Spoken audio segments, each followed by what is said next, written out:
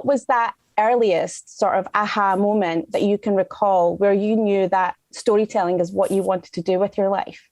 And did you know it was going to be the shape that it takes now? I can answer the second part of the question more easily. No, I never expected this. I never planned for this. There was definitely a point as a young writer, and even as a young person who dreamed of becoming a writer, I was always just focused on the next hill. Could I get a short story written? Could I get a short story published? Could I sell a book? Could I, that, and it always felt like it had the potential to be a mirage and just fade away. And one day people would knock at the door and I would have to go and get a real job. So that was always on the horizon, and I never expected to be here. When did it start? I guess at school. Not as a result of anything that school was doing, but as a result of the fact that I was this mad reader who was at his happiest. His happy place would have been writing stories, would have been, when you got to write an essay and you got to make up stuff about people. That was my biggest joy. At the age when my friends were fantasizing about being astronauts or being super spies or whatever, I was fantasizing about kidnapping all of the writers who I loved and admired from the entirety of history so that I could get some of the dead ones too, and put them in a big castle and not tell them that it was me, because obviously I was, as a, 11-year-old boy, I was, way above suspicion, and make them collaborate on a huge novel and watch how they did it. That was where my head went. So I guess it goes back all the way. And what about yourself, Douglas? I imagine you didn't grow up with a lot of directors around you. No, I didn't. I grew up in the Isle of Skye.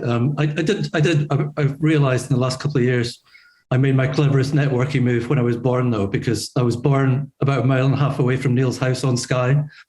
So that was a very clever move with benefit of hindsight. But no, the school in Portree, I remember there was a couple of moments when I realized that Santa didn't exist and I could ask for stuff. My mum was an English teacher and I asked for a pile of science fiction books. And I got, Bradbury and Asimov and Arthur C. Clarke and so on in a pile that Christmas Day. And that was fantastic. But the aha moment you're talking about, I suppose it was later when I was doing photography in school in Portree. And I found I'd discovered something that I actually wanted to do instead of other people telling me that it was good for me to do.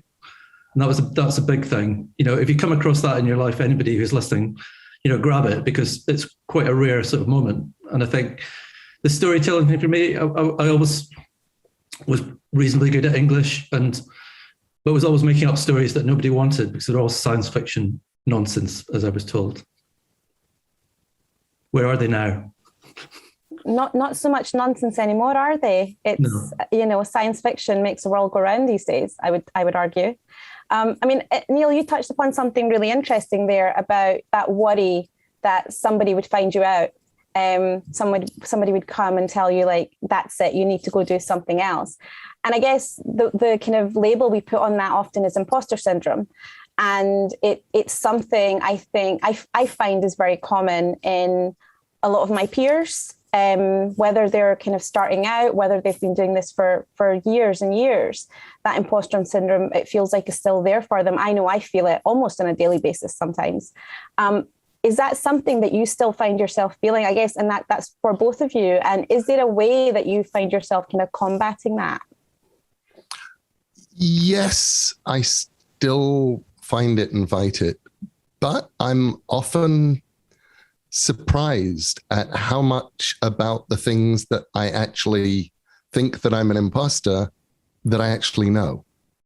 And I was finding that weirdly, I guess, working with Douglas on Good Omens a lot, because I'm coming into this going, I have never show run a TV show. I've written these scripts based on a book that I did with my friend Terry. I have genuinely no idea what I'm doing. People could be following me over a cliff. Douglas seems to know what he's doing. And I'm just going to follow him wherever it works. And then Douglas and I would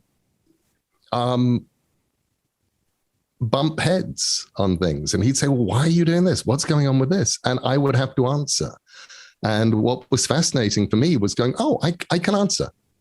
I actually know this. And it felt actually incredibly reassuring. Recently on Sandman, which is a TV series that I've been executive producing, I've really had to sort of come face to face with imposter syndrome, because we're making this giant TV series and people come to me, and I had to sort of acknowledge to myself that I am the human being on this planet who knows more about Sandman than anybody else. So, and I could answer the questions, and I could say, no, you don't do this because, and stuff. So that was weird. And meanwhile, I was going about thinking, well, he's Neil Gaiman. He must know what he's talking about, so I'll just follow him. That's how it worked. Now, remember, Serena Williams, a month or so ago, was talking about the press conferences and so on that athlete had decided not to go to. And she said she reached a point where she realized that going into a press conference, that she knew more about tennis than anybody else in that room. I think that's what Neil is talking about, that nobody else knows about his work more than Neil Gaiman does.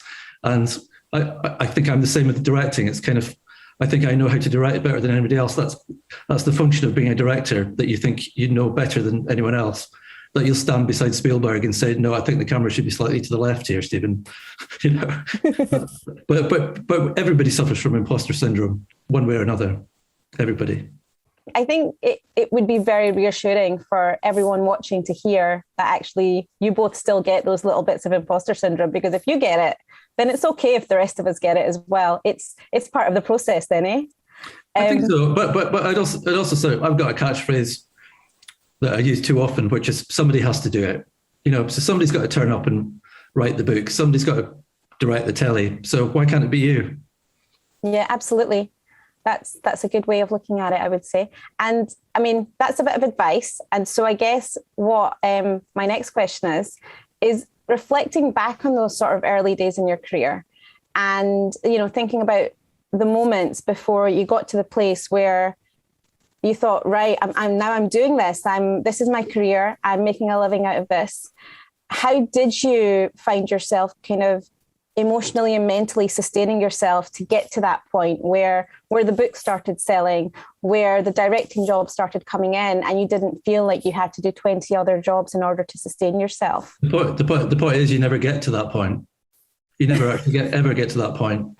The point, for me, it's feeling comfortable about the thing that you're doing in front of you and trying to make sure that it's something that you love that you're doing, but also having that, whatever that dream is in the future, hanging around and keeping heading towards it. But if you're not, you've got to live in the moment and do the thing that's right in front of you. Go where you want it and do that thing.